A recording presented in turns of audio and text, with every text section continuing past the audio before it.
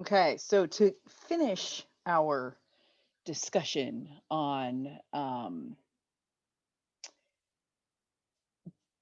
gene expression and biotechnology, okay, the next place we're going to go is we're going to talk a little bit about cloning. But there's one other little bit to understand before we fully jump into that. Okay, so excuse me. Um, So you see the title here, some cells maintain genetic potential. Um, what that means is that some cells, but not all cells, um, the technical term that we use to describe this is we say that they're pluripotent. I'm not even going to write that down because I don't really care if you know that word. Okay.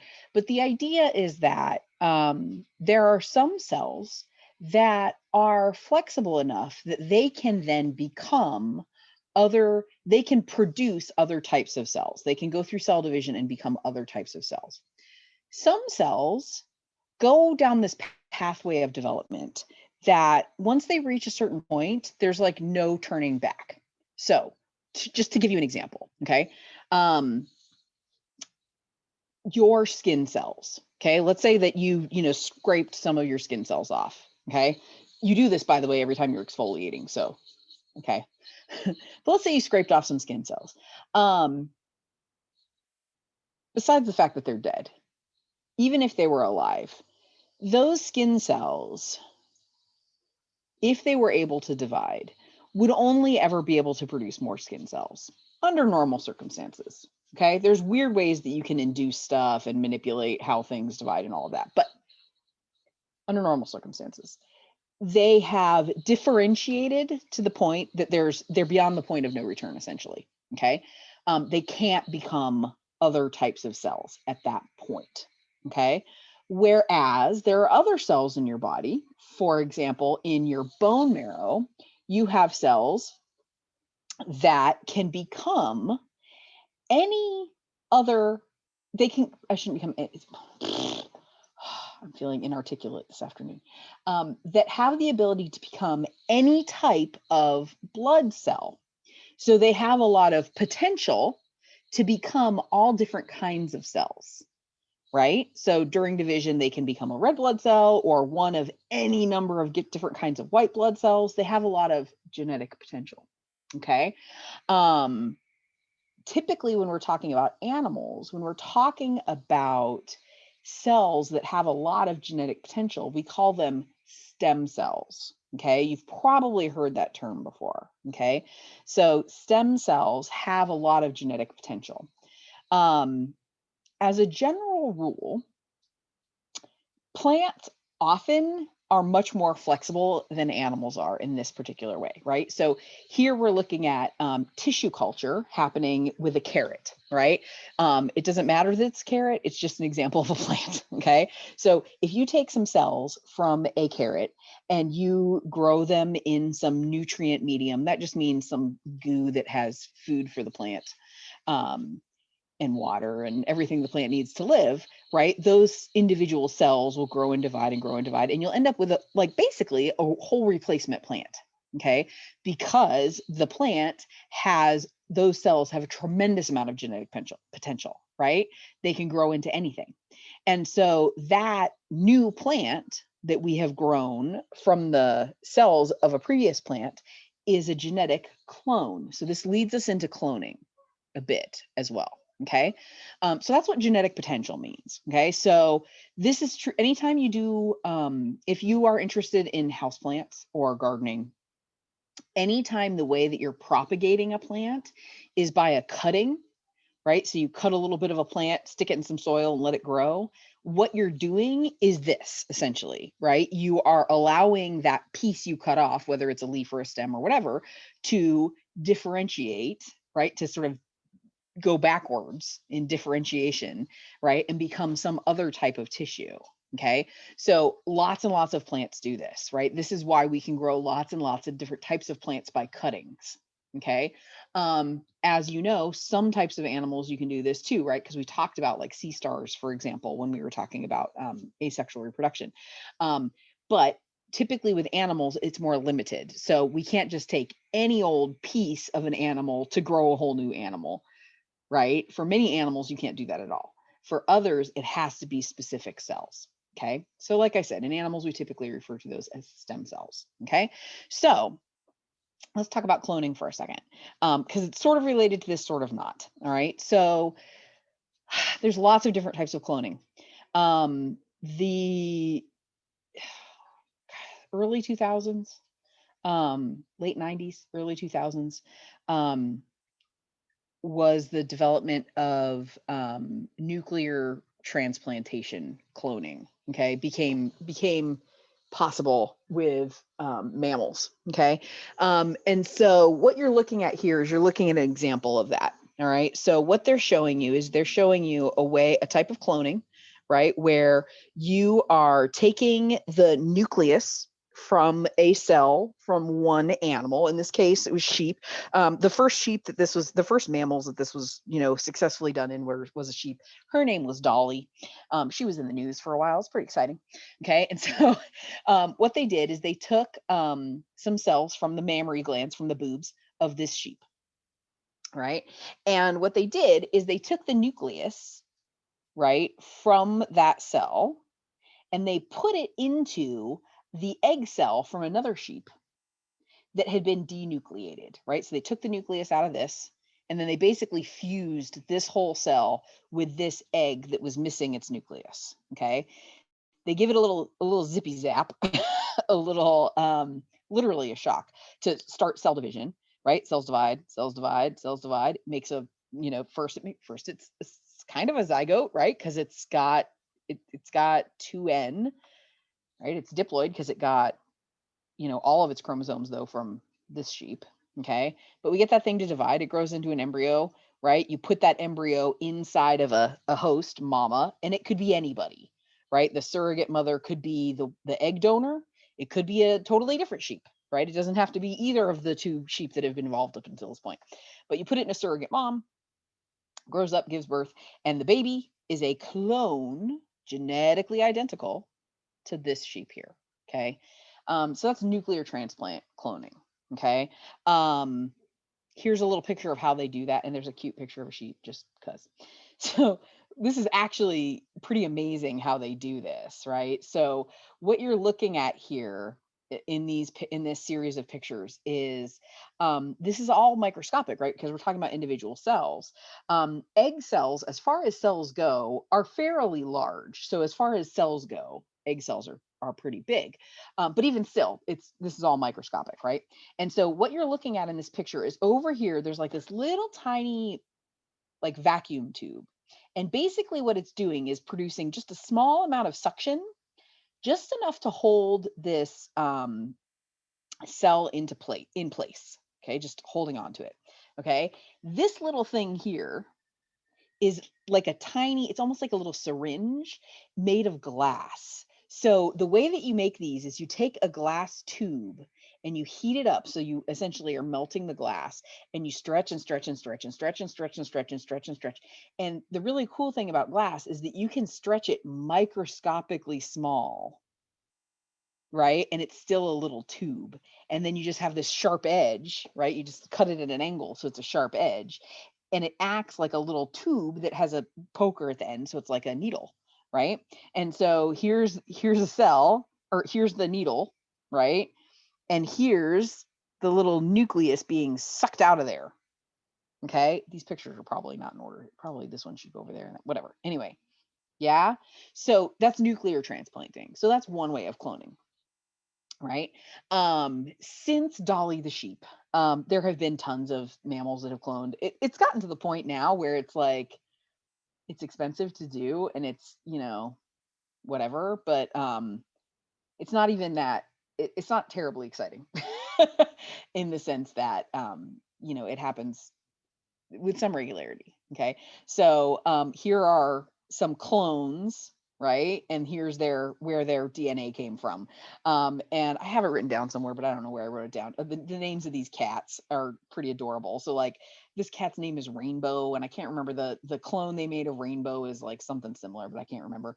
And these ones all have like Mediterranean food names. So like one of them is tahini and one of them is baba ganoush. And anyway, it's just super cute, right? And so one of the things you might be looking at these animals, you might be thinking, okay, these two are not clones of that because they have blue eyes and this cat has, kind of greenish yellowish eyes. So one important thing to realize, remember, is that when we're talking about cloning, we're talking about genetic clones. We're not necessarily going to be visually identical, because remember that a lot of what shapes different characteristics, a lot of that is environment too, right? As well as development. So cats, almost all cats, you'll notice it's the same thing with this one too, right? Almost all mammals, cats, dogs, humans, right, are born with blue-gray eyes, right? And over time, that eye color can change, right? And so with cats and puppies, right, kitties and puppies, you can see it easily, right? So these kitties have blue eyes when they're born, but they're going to end up with, that kind of yellowy green eyes, like their clones, right, will when they grow up. If we looked at exactly the pattern of splotches, right, on these cats, it would vary because a certain amount of that is just kind of random, right? It's based on environment, or it's just, it's a pattern, but it's like a loose pattern.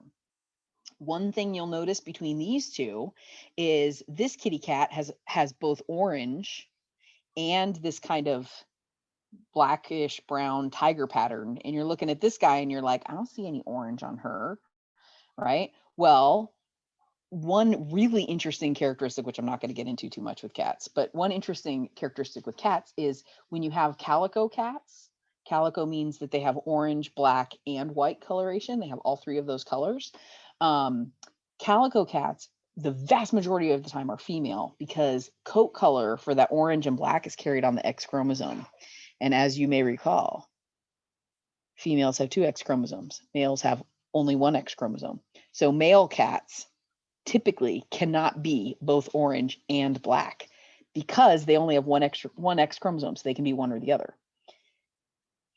The reason that you see splotches in these female cats is because in some of her cells, one of the X's is not active and it's expressing only the black gene.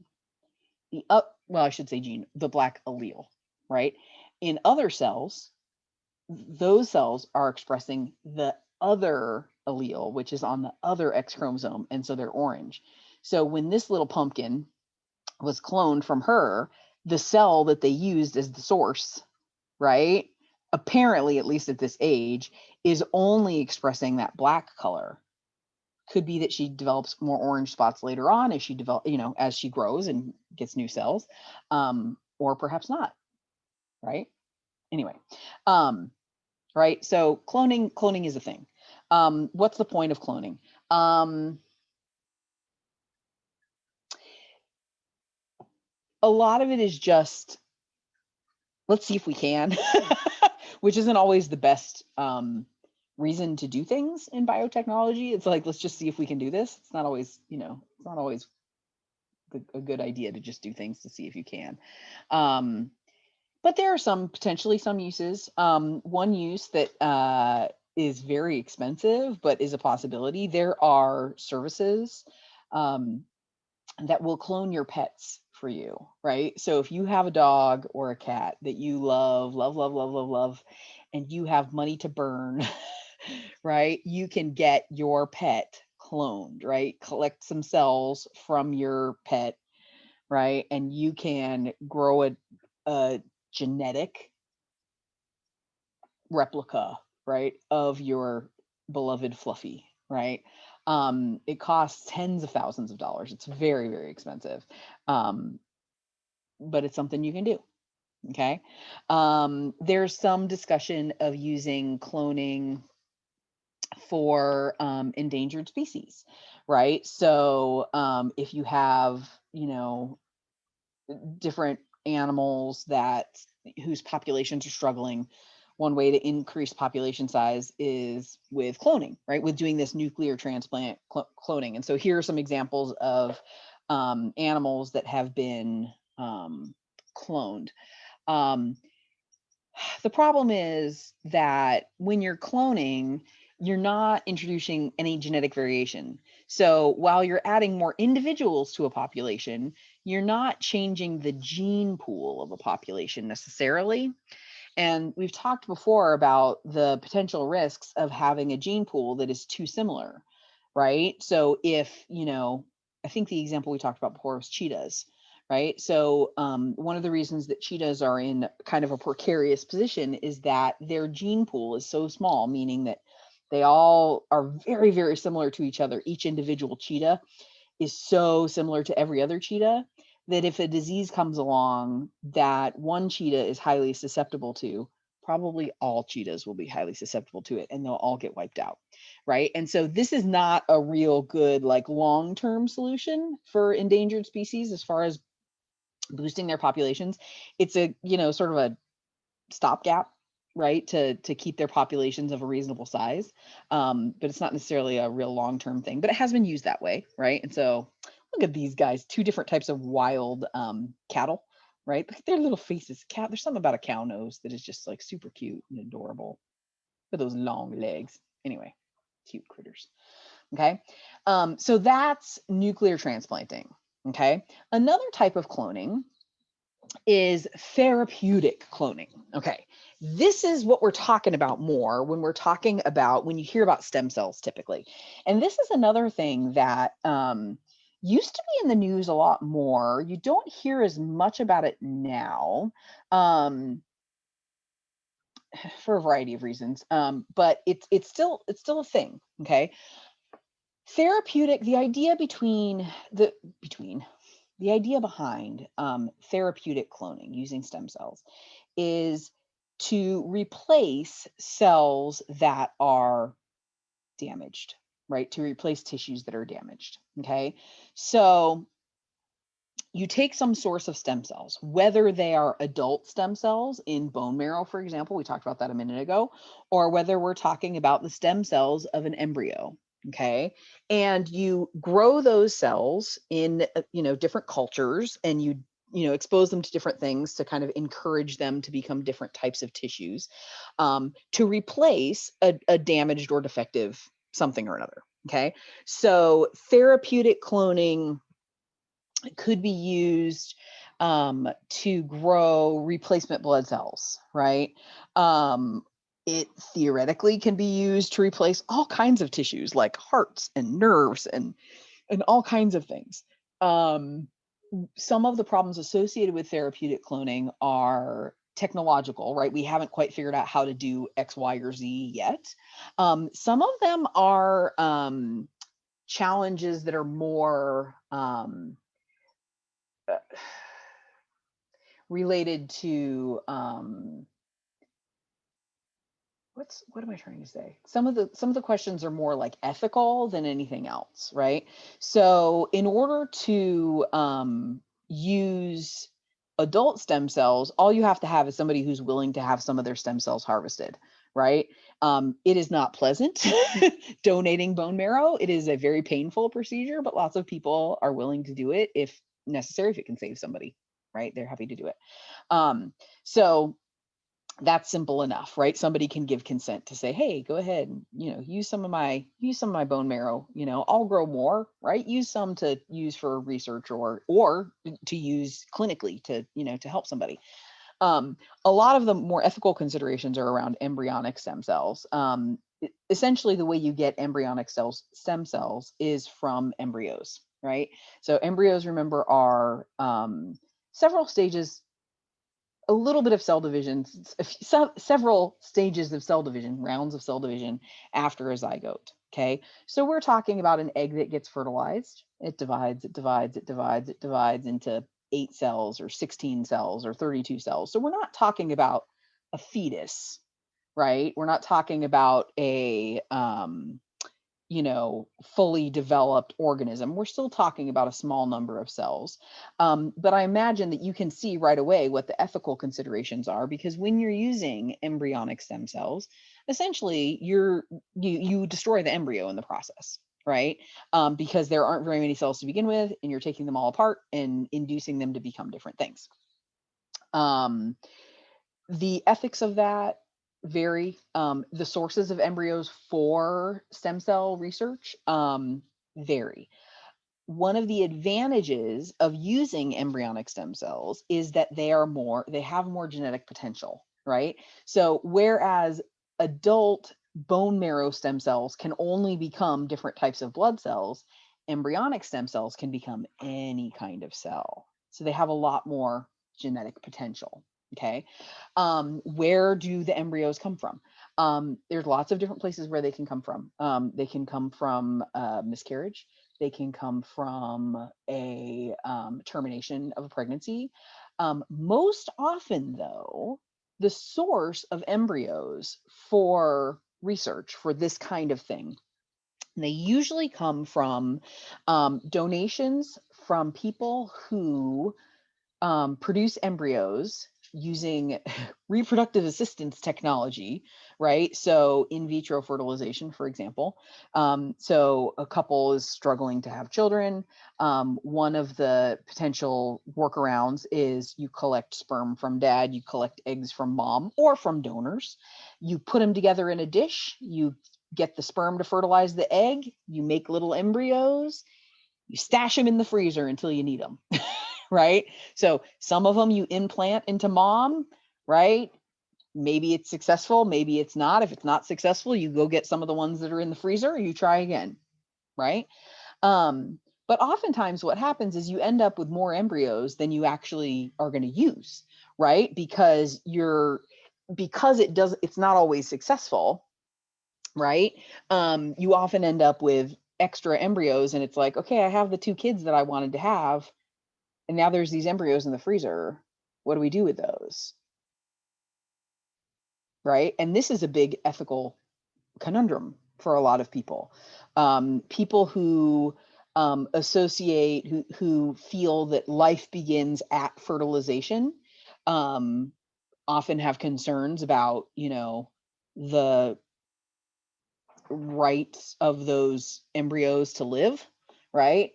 Um, Other people who think of life starting more along the lines of when you're developed enough to breathe on your own, say, right? Or have substantial organs. Because remember, we're talking about something that's, 16 cells, right? We're not talking about something that has, a bunch of different body systems.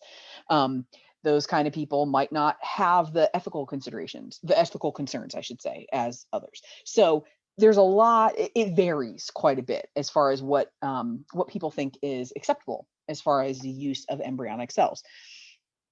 There was a big breakthrough not very many years ago where it turns out that there has been some research that shows some promising techniques as a way of taking adult stem cells and sort of deprogramming them so that they behave like embryonic stem cells.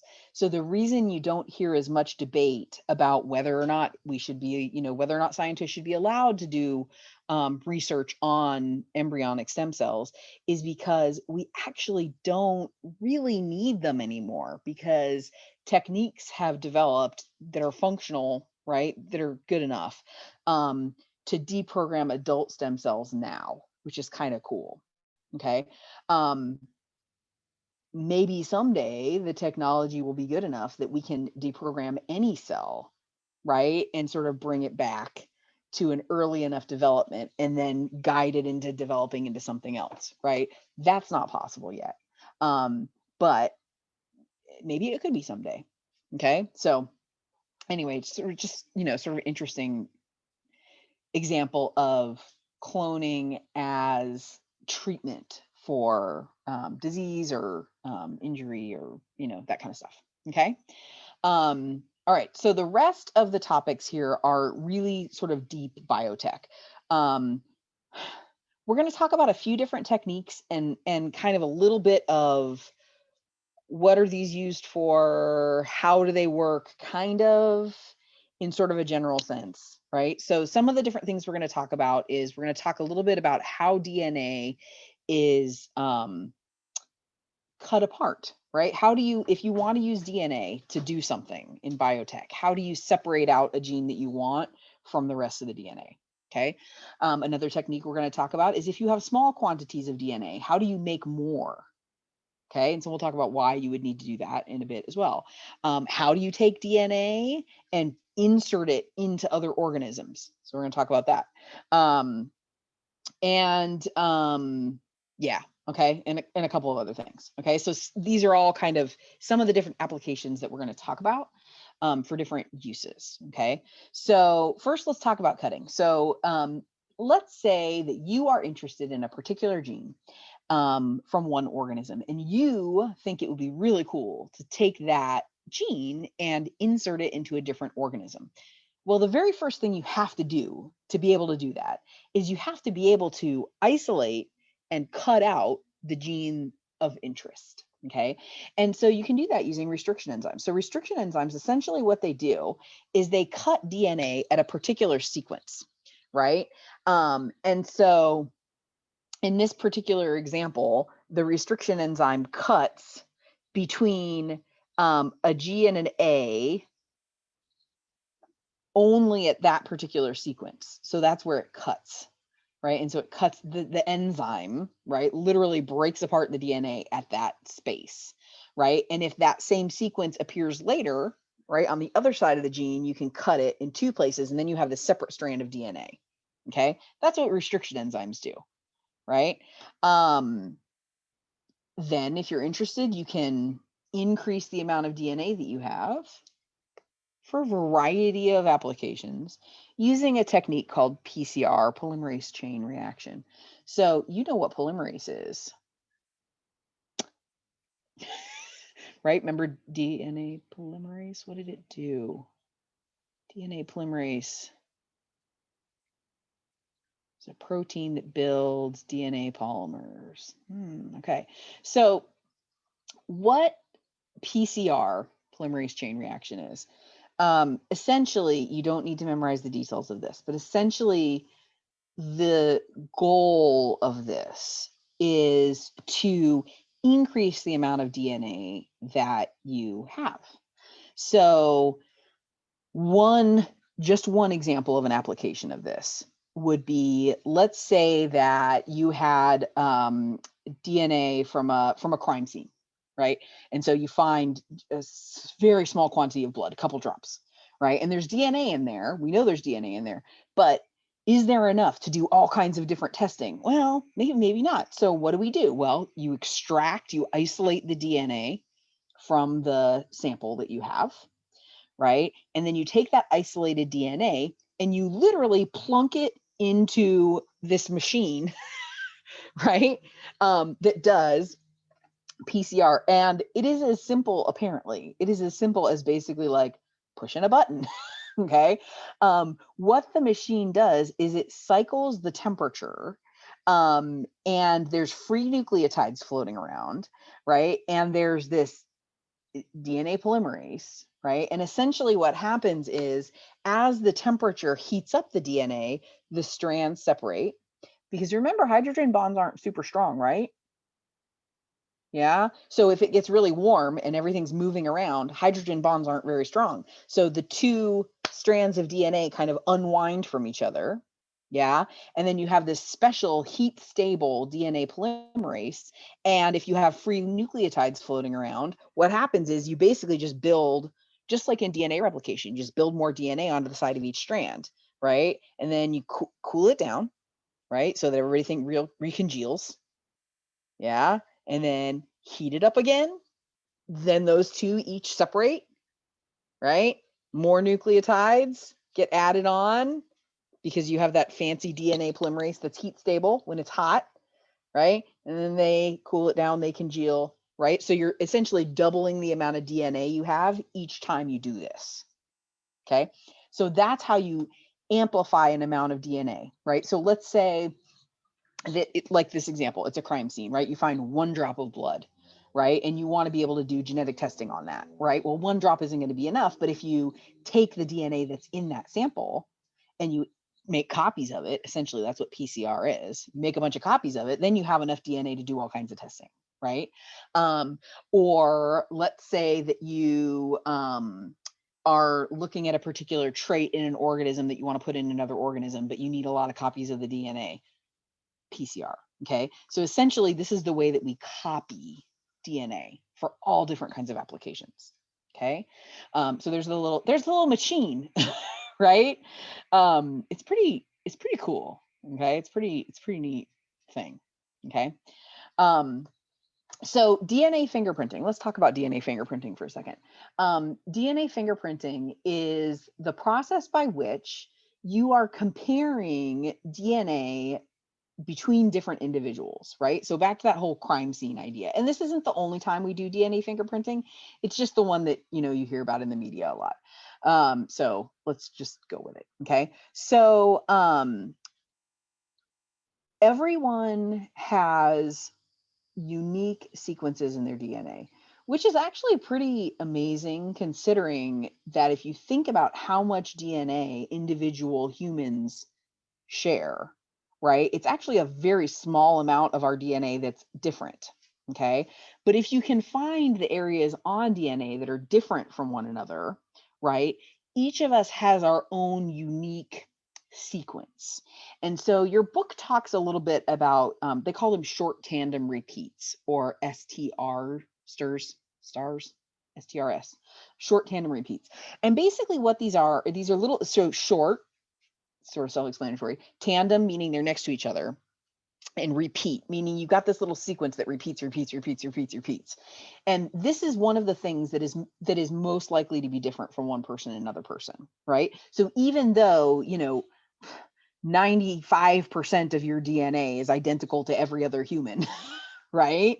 Of the same sex, right? Is identical to every other human, right? Those differences, if you find where those differences are and you can compare them. Okay.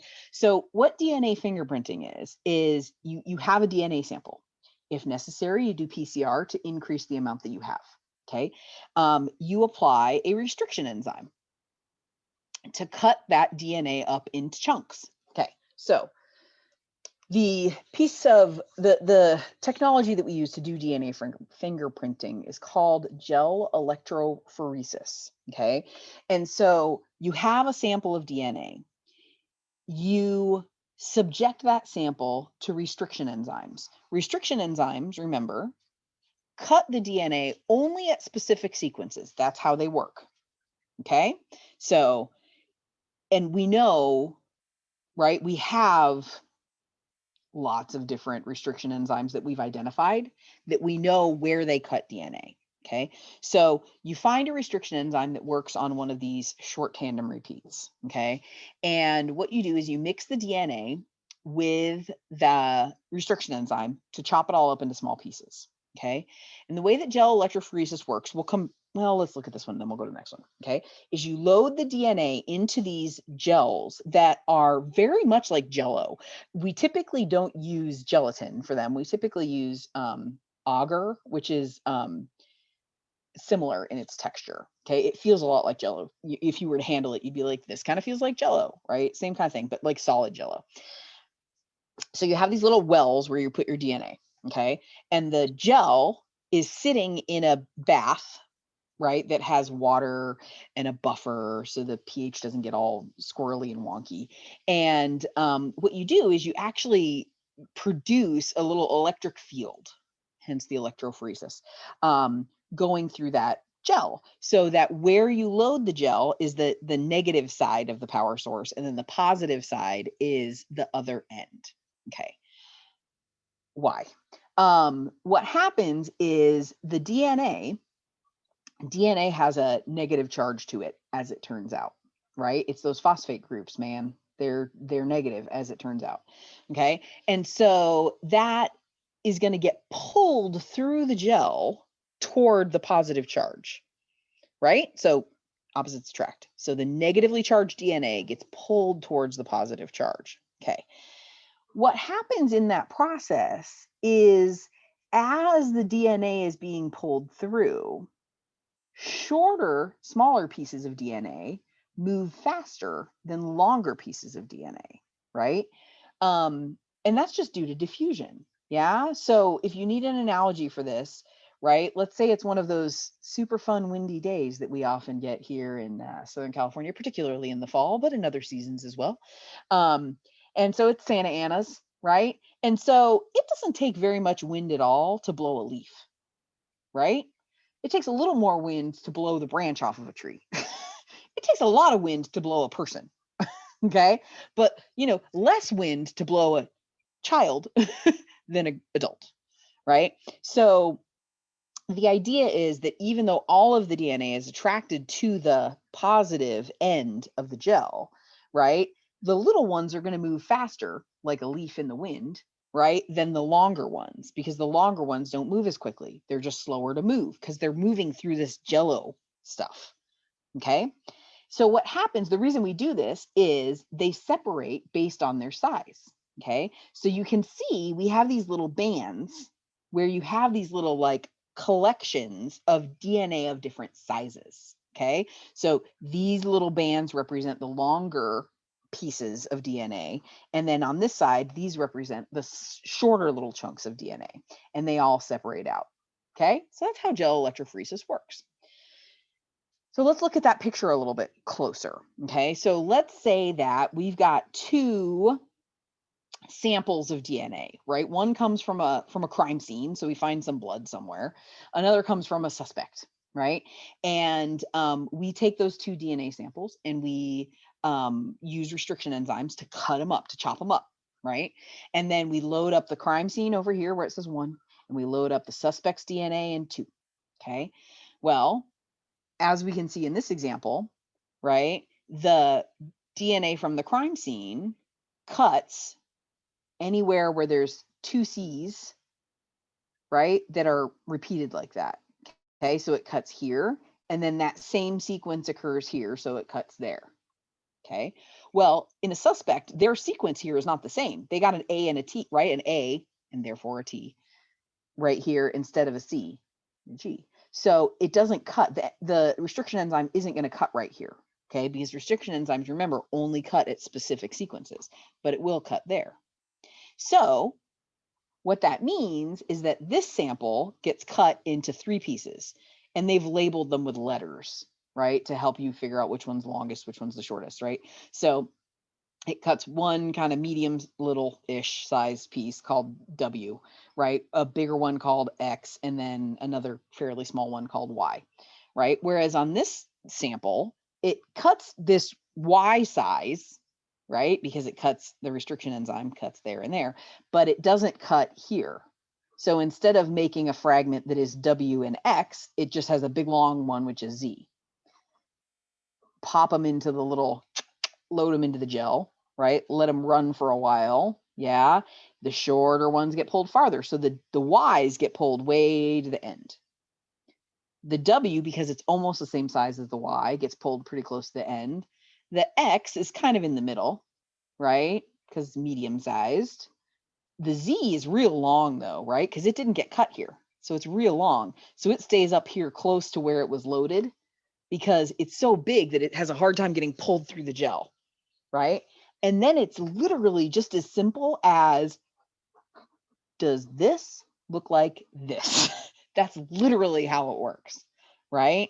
So what are we looking at here, right? We're looking at the results of DNA fingerprinting, of gel electrophoresis, okay? So what are we looking at here? We have a sample of the defendant's blood, okay? So the person who's being accused of a crime. We have samples of blood from their clothes, so their jeans, and then 2 different samples from their shirt. And then we also have a sample of the victim's blood, the known victim's blood, right? And we have that, okay? And so we've used restriction enzymes, we've done the gel electrophoresis as before, and now what this is they've taken the gel and they have basically added a stain to the DNA that binds to the DNA, so you can see where the DNA landed, and they've taken a picture of it, right, side by side. Okay, so what does this mean? What does this mean? Okay, so maybe the defendant hurt themselves and they said, oh, the blood on my clothes is because I cut myself. It's not the victim's blood, right? It's just my blood, or it's, blood from, I don't know, My dog got hit by a car, whatever, right? That's not the victim's blood. That's blood from whatever, right? Oh, hmm. Well, what can we tell based on looking at this? Well, here's the defendant's blood. That doesn't look the same as that. Or it doesn't even look the same as that. These both look very much like this, right? So this blood sample doesn't look like either, which is a whole nother issue, right? Where did that blood come from? I don't know, right? So what does this mean? Who did it? Is the defendant guilty? Right. Well, keep in mind that all this tells you is that the victim's blood was on the defendant's shirt, right? And we can feel pretty confident with that because DNA sequences, this process is very unique to individuals, right? So, unless it was the blood from the victim's identical twin, it's from the victim. Okay. Does that mean that the defendant killed them? Not necessarily. They could have been there, helping. Right. So all this tells you is it tells you that, yes, in fact, the victim's blood was one of the types of blood that was on the defendant's clothing, right? Maybe the defendant has a good reason for why that would be true. Maybe they don't. Okay. But there it is. Okay. So why are we even talking about this? This is the kind of thing, by the way, that could potentially be really useful for you if you ever serve on a jury, right? Having some basic understanding of biology is really useful if you're on a jury. So much so that I have only been I've had jury duty a lot because I'm old now, right? So I get called for jury duty all the time. I almost always get excused, either because of a variety of reasons, but they settle or whatever. Sometimes I get excused because of my profession, because they're like, oh, we don't want somebody who knows what they're doing. We don't want somebody who understands, science and this kind of stuff. So yeah, so I don't get I don't often get chosen for those kinds of trials. I did get picked once and served on a jury for a whole a whole case. It was interesting, actually. It's really interesting to see how the legal system works from a jury perspective. But this might be something that you have to understand. Yeah. So anyway, okay. So that's gel electrophoresis, or DNA fingerprinting is what we call it, right? So, oh, look, here's all these different bands, and what's the same, what's different, da, da, da, da. Everybody has a unique pattern when you cut their DNA with certain restriction enzymes. Okay. So that's how that works. All right. More biotechnology, right? More fancy stuff. One really cool area of biotechnology is essentially transplanting DNA from some organisms into other organisms. Okay. There are lots of different ways to do that. And we're going to talk about some of them in more detail than others. One really cool tool that we can use for this is something called a plasmid. So when we were talking about the chromosomes in bacteria, so remember, if you can think back, bacteria has one chromosome and it's a circle. It turns out that bacteria actually are kind of funny because that single circle, that single chromosome contains most of their DNA, but at any given time, sometimes little bits of it kind of pinch out, and you end up with these small little circles of DNA that are separate from the main chromosome. And we call those plasmids. And those are kind of convenient because they're little. And you can use them as like a way of transporting a section of DNA from one organism into another organism. So there's lots of names for that. Recombinant DNA technology is one name. We can talk about transgenic organisms. That's another name. Genetically modified organisms. That's another name. Anyway, there's lots of different names for this process. Okay, so this particular example that you're looking at here is showing you a graphic of how this process is used to make, I didn't notice this typo until just now. It should say human, not high man. Anyway, gotta fix that. That's so funny. Anyway,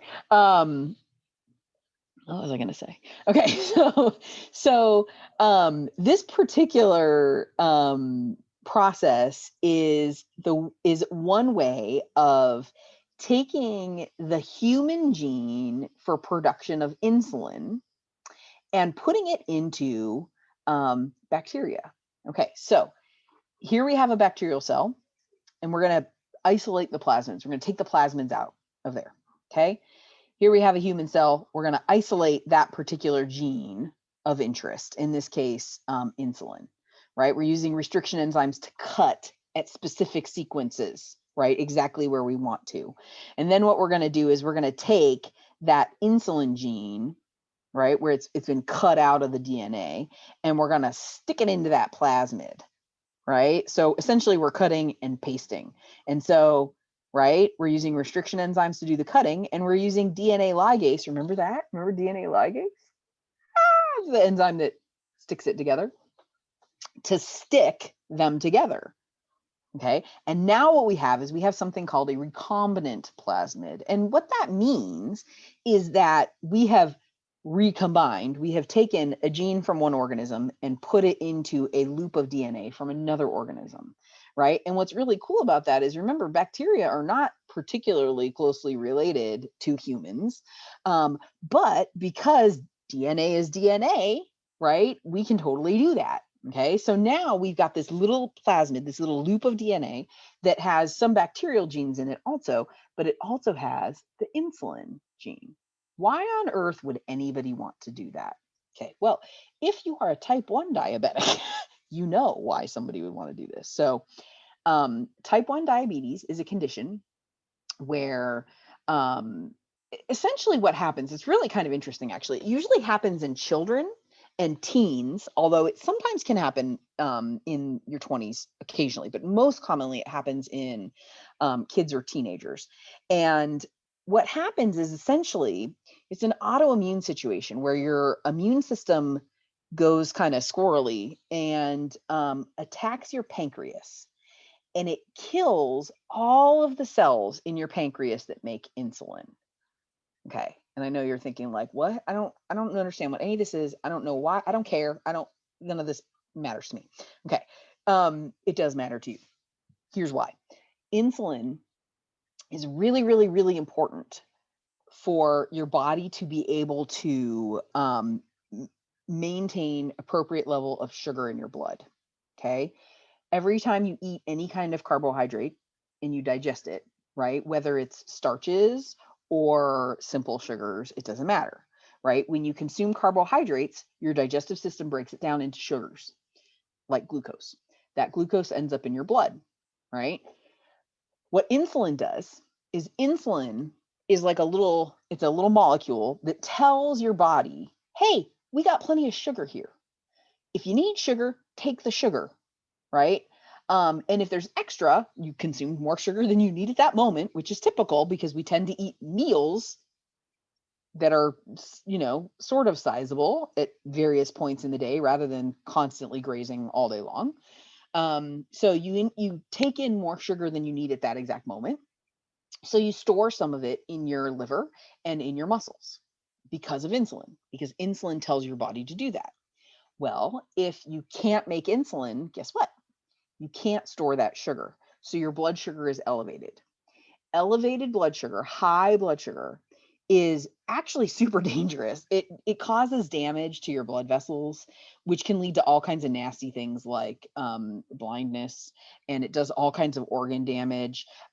People who have diabetes that is not well managed can have all kinds of problems. They can go into shock.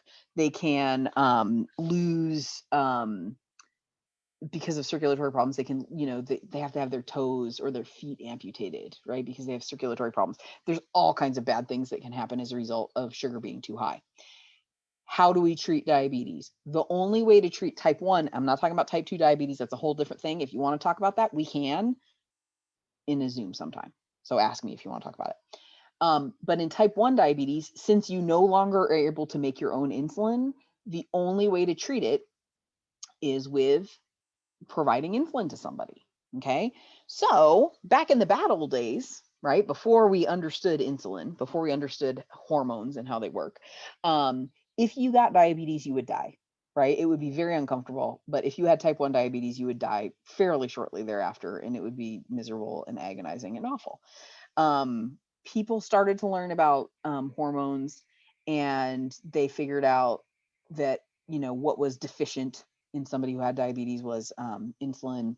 So for a while, they treated it with basically they would harvest insulin from farm animals like cows, right? So they'd give you like, cow insulin, which gets the job done, but it's not as effective. So once again, it was really hard to like manage it well. Okay.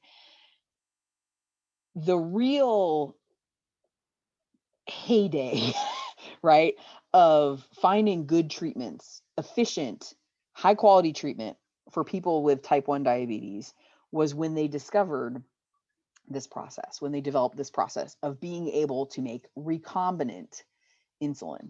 Okay. So now what do? Now, if you are somebody who is type 1 diabetic, instead of getting ground up, purified, cow pancreas, right, as your source of insulin, what you get is you get little vials of pure human insulin, right, made from human genes. Where did that come from? Right? The way that they grow it is fascinating. So you make these little recombinant plasmids that contain the human gene, right?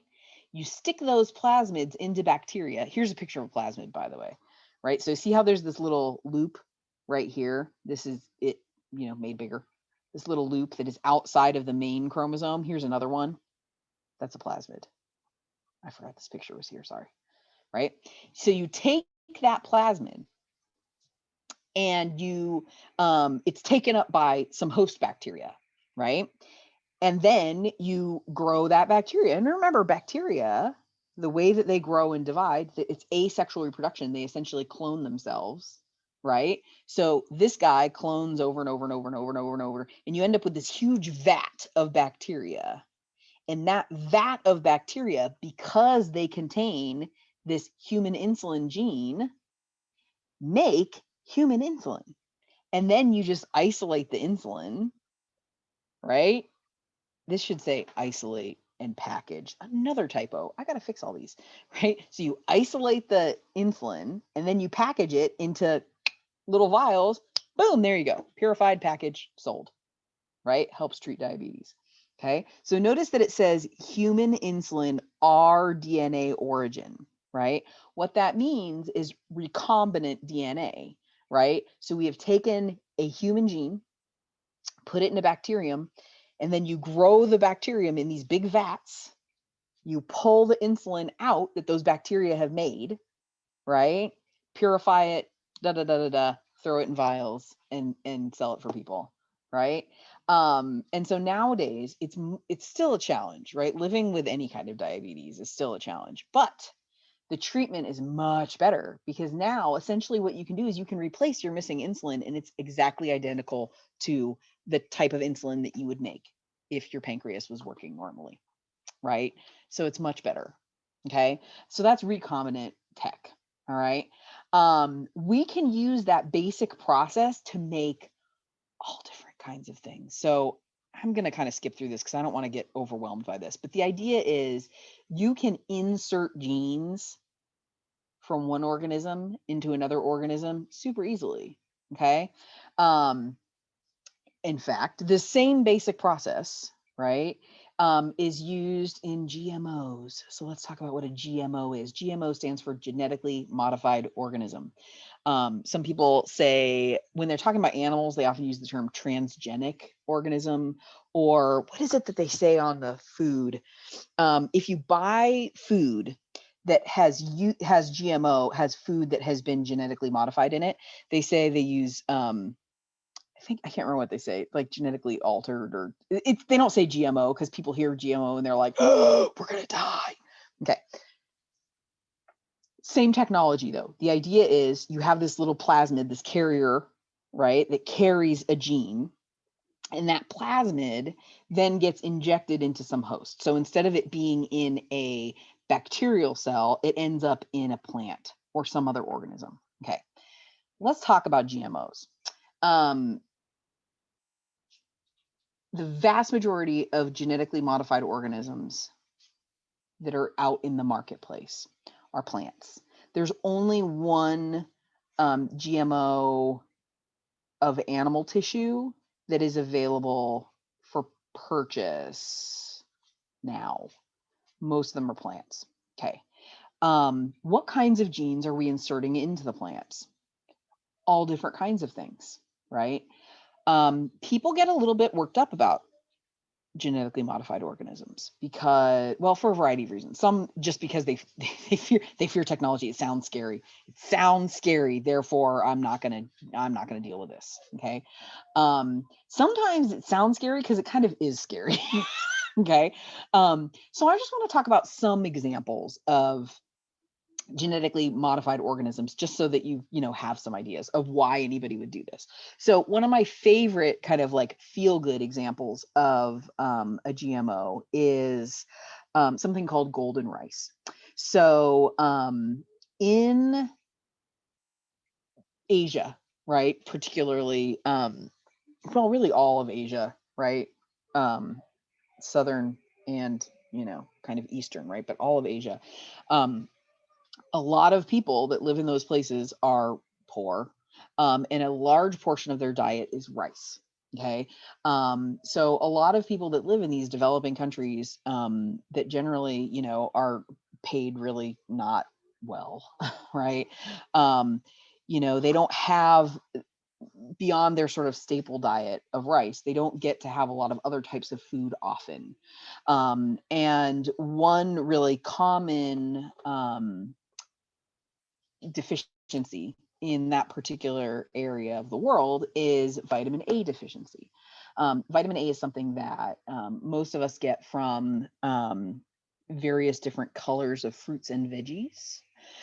Basically, anything that is yellow or orange or red has beta food wise that naturally, right? So like, I'm thinking of like red bell peppers and carrots, any of the colored bell peppers except for green, carrots, sweet potatoes, right? Any of that stuff. Those all have a lot of beta carotene in them. Okay. Beta carotene is converted into vitamin A inside your body. And it's really, really important for vision. Okay. So if you have vitamin A deficiency, it leads to blindness. Okay. And look at that stat down there. 10% of the world's population suffer from vitamin A deficiencies, right? Um, and so some people that had, the best of humanitarian intentions decided, wouldn't it be great if we could develop a strain of rice that contained beta carotene in it, that made beta carotene to help these people that have this deficiency. And so what they did is they took genes from two other organisms, right? One gene came from a daffodil, another type of plant. One gene came from bacteria. And these two genes, they basically, using kind of the similar process that we talked about with the insulin, those two genes were inserted into the genes of a rice plant, so that those genes are expressed in the rice, and they call it golden rice because beta carotene is a yellowish orangey color. The rice actually ends up being like a golden color instead of white. Okay. And the whole purpose of this was entirely humanitarian. They developed this strain of rice and then they gave it away to people for free. So it's like, oh, you're a poor, struggling, rice farmer in, Southeast Asia. Let's just give you some of this and you can grow it and eat it and grow it and sell it. Right. And, give it to your friends, right. Give it to everybody, um, to try to prevent blindness. Okay. So totally not interested in making the money. Right. It was about like, can we make something that's going to help people? Okay. Sometimes it's very much driven by profit. Okay. So many of the modifications that we see in other types of GMOs are to produce more efficiency in farming. So a really good example, one that some of you may be familiar with if you've done any kind of research on this, is Roundup Ready plants. So Roundup is a herbicide. It is a chemical that is used to kill weeds. Okay. Um, Classically, the way that Roundup is used is if you spray it on the plants you like, they're going to die. It kills everything, sort of. Okay. But there are some genes that exist that make plants resistant to Roundup. Okay. So what does this have to do with GMOs? Well, imagine you're a farmer and I don't mean like a small family farm. I mean like, huge industrial kind of farming situation, right? Um, Using Roundup is tricky to get weeds if you can't spray it on, if you can't get it on the actual crops you're trying to grow, right? So you're always going to have this problem with weeds. Okay. Well, if somebody said to you, hey, I'm going to give you're a soybean farmer. What if I sold you some soybeans that you could spray Roundup on them, on the plants, and it wouldn't affect them, right? They call them Roundup Ready is the name, the brand name, right, of these. And so the company that developed these developed a bunch of different crop plants that were resistant to Roundup. The idea being that then the farmers, right, they plant these soybeans, they can just spray Roundup all over everything, right? And it'll kill the weeds, but it won't kill the crop that they're trying to grow, right? And it's because they've been genetically modified so that they're resistant to Roundup, the soybean plants. Okay. Um, there are some concerns about this. A lot of really interesting documentary that talks about this is called Food Inc. Like Food Incorporated, Food Inc. I would watch it. It's really interesting. I'm sure it's on. It might be on YouTube in chunks. I'm pretty sure. I don't know. Even I haven't looked. I should look. Might be on Netflix. Anyway, it's really really interesting. It talks about this whole process, and there are a lot of issues with it. Honestly, um, not so much safety issues as far as like the consumer, right? So if you're like, oh God, so what happens if I eat a genetically modified food?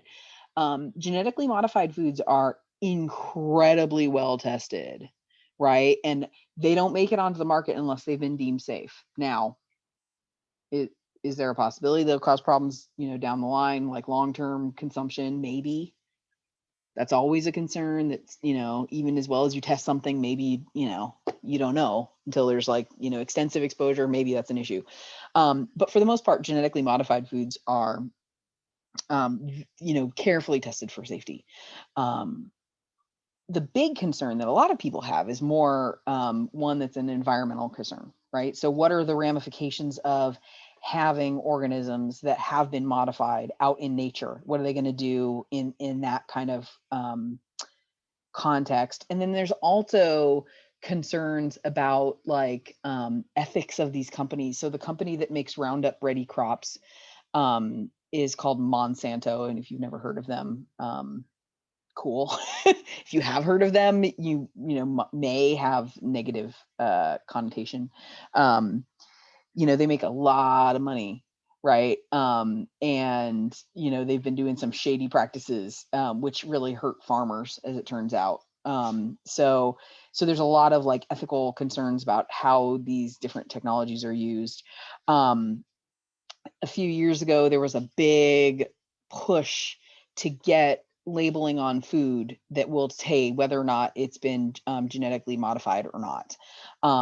As it turns out, many of the crops in the US are really heavily modified, right? So 85% of the soybeans that grow in the US are genetically modified, 45% of corn, 76% of cotton. By the way, cotton isn't just useful for clothes, right? So you're probably used to hearing cotton and you're thinking of like, your underwear and your t-shirts and your jeans. But the oil from cotton plants is used in all kinds of food production, right? So it's not just used for, the farmer's overalls, as he's standing there with his cute little overalls, right? So many of the crops in the U.S. are using genetically modified seeds quite a bit. Because of that pressure to label things, more and more packages are getting labeled. So the next time you eat any kind of snack food, right? So your Doritos or whatever, right? Carefully read the labeling on the back, and it'll say something to the effect of, this product was made with, I think genetic engineering is what they say. They don't use GMO because people are afraid of that word, right? That phrase, GMO. So there it is. And so a lot of products nowadays, it's not legal. It's not legally mandated, I should say.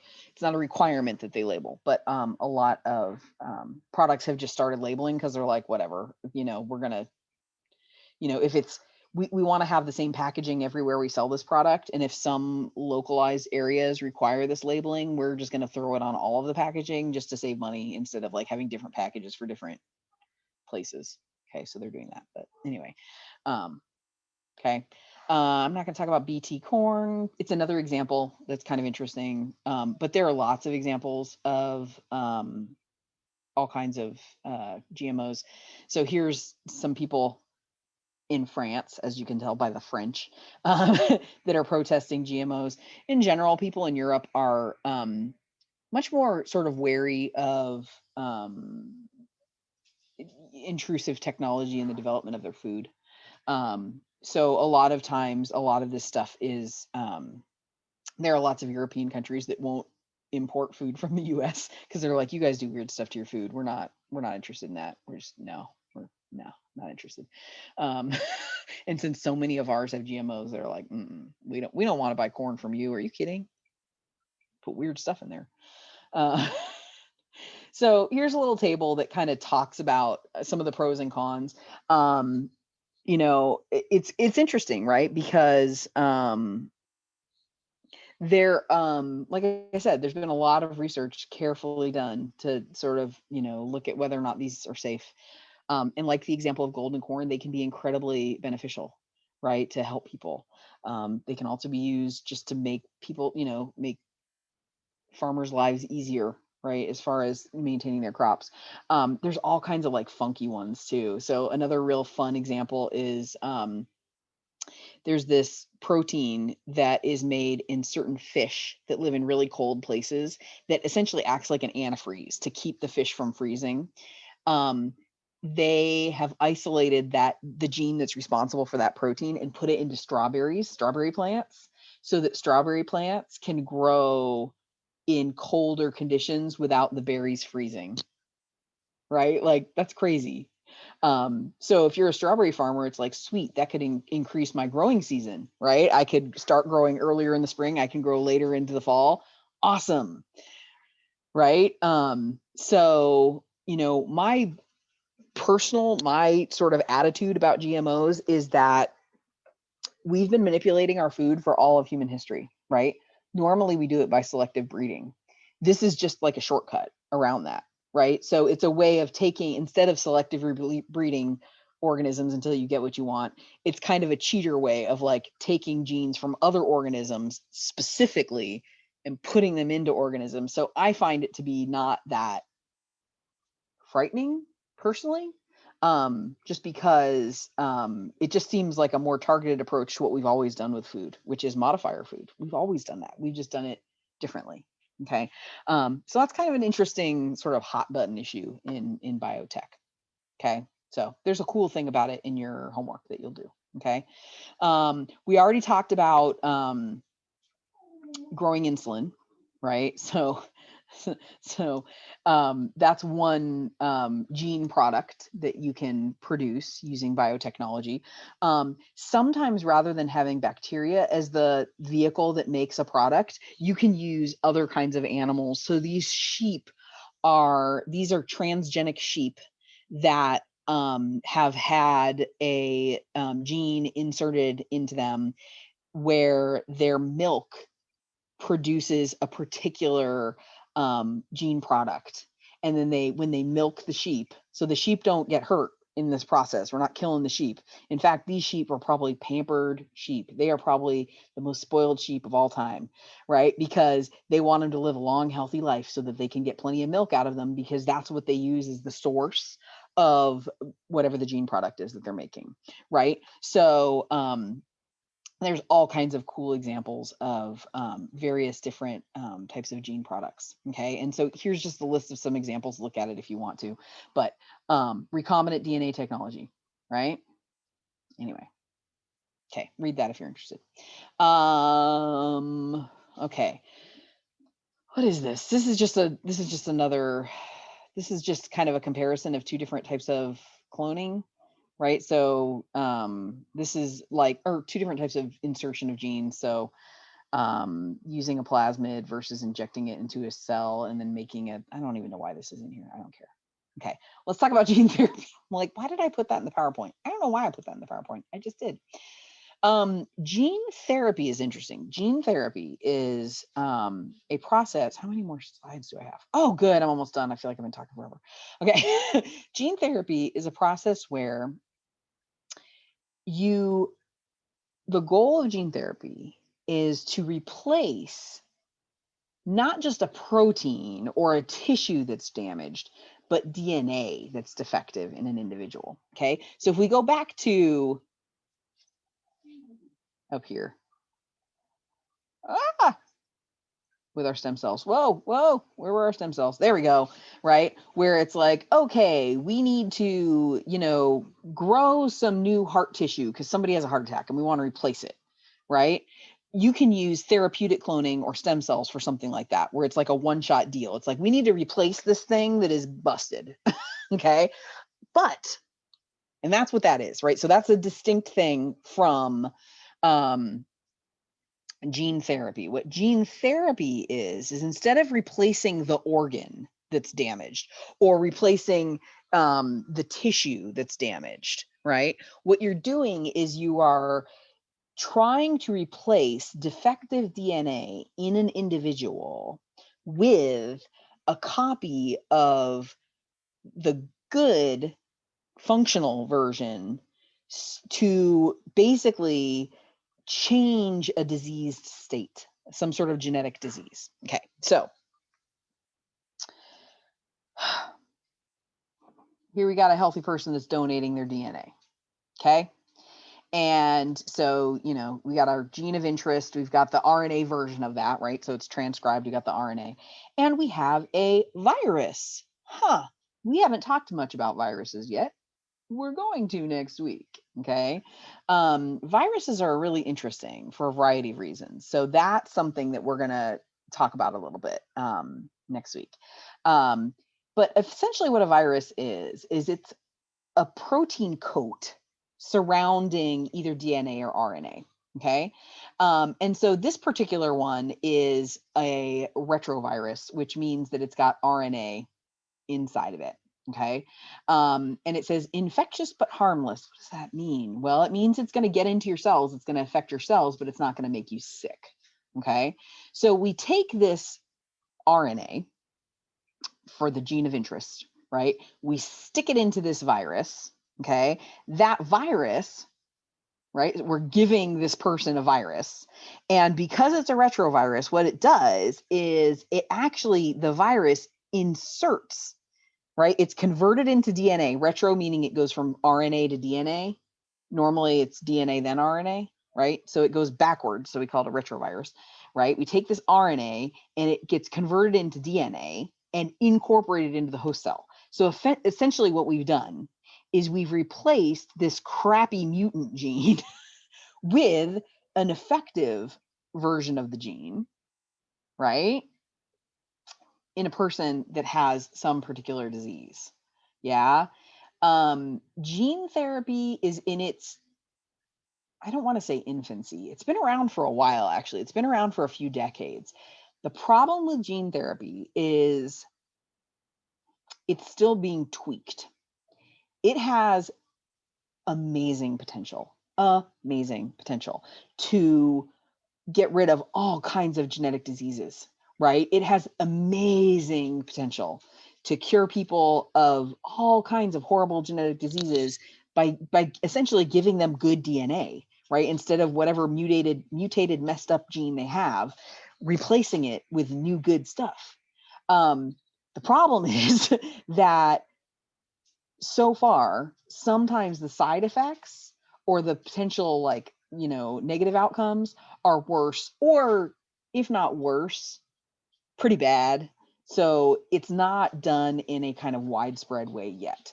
One of the common problems with gene therapy is it causes things like leukemia, and all kinds of other disorders. So it's not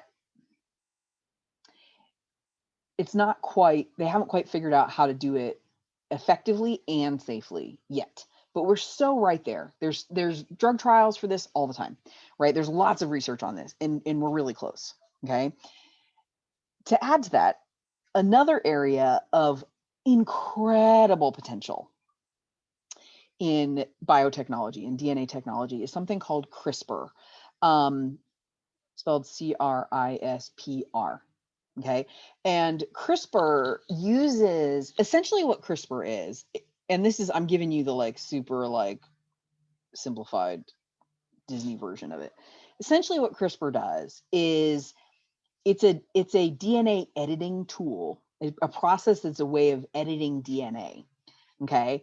Where you can actually go in like targeted, right, inside a cell and like edit the DNA in a targeted way. So you're not having to use a virus to insert something, or, use a bacterial plasmid to do whatever, right? It's like a DNA editing mechanism, and it's like precision.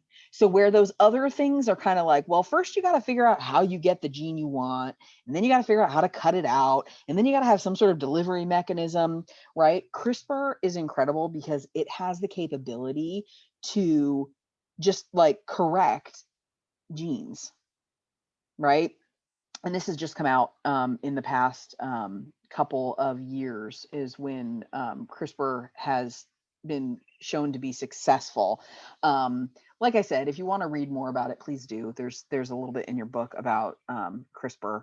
I'm not going to say much about it other than just that this is like the most targeted way of doing gene editing, essentially, thus far, right? And so, y'all, we are living in a time when we're so close to being able to treat all kinds of genetic conditions. It's amazing. It's just amazing.